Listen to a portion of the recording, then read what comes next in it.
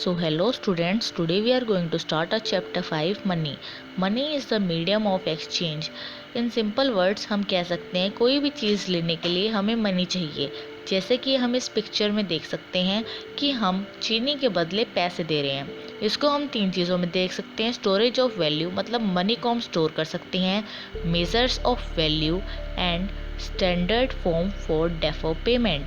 Dafoe payment वो payment होती है जो हम फ्यूचर में करने वाले होते हैं। ठीक है, जो भी पेमेंट हम फ्यूचर में करते हैं उसे हम डेफो पेमेंट कहते हैं।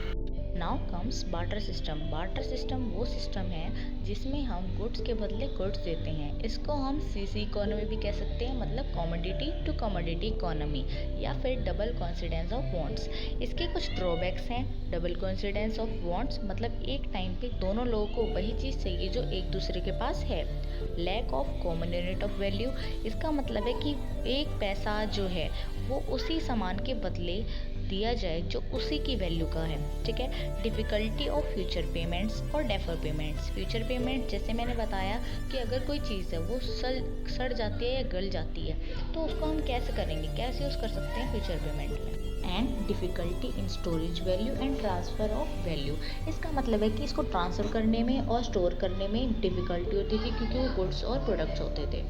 Now comes forms of money. Forms of money के चार भाग हैं। Fiat money. फिएट मनी का मतलब है वो मनी जो गवर्नमेंट द्वारा इशूड की गई है या अथोराइज्ड की गई है।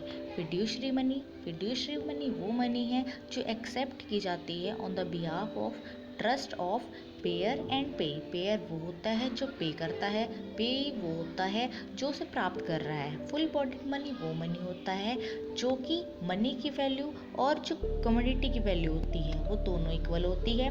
और क्रेडिट मनी का मतलब वो होता है कि मनी की वैल्यू कमोडिटी वैल्यू से ज़्यादा है। So next comes supply of money. Supply of money का मतलब है the money held by the public of a country at a point of time। ठीक है, इसमें हर टाइप की मनी इंक्लूड होती है और इसे हम सप्लाई ऑफ मनी कहते हैं। ठीक है, ये एक स्टॉक कॉन्सेप्ट है बिकॉज इसको पॉइंट ऑफ टाइम पे मेज़र किया जा रहा है। So these are some of the measures of money supply: M1, M2, M3 and M4. MI includes C plus TD plus OD. C is currency held by public, मतलब currency जो जितनी भी currency है public के पास उसको count करते हैं सी में। DD मतलब डिमांड डिपॉजिट, जो हमारे कमर्शियल बैंक में जितना भी पैसा है उसे हम डिमांड डिपॉजिट में काउंट करते हैं। अदर डिपॉजिट जो RBI के साथ है, RBI फॉर फॉरेन बैंक्स के साथ है, इंटरनेशनल फाइनेंशियल इंस्टीट्यूट्स के साथ है। Our last topic of this chapter is who supplies money. Money तीन लोगों के द्वारा सप्लाई किया जाता है: RBI, commercial banks, the government.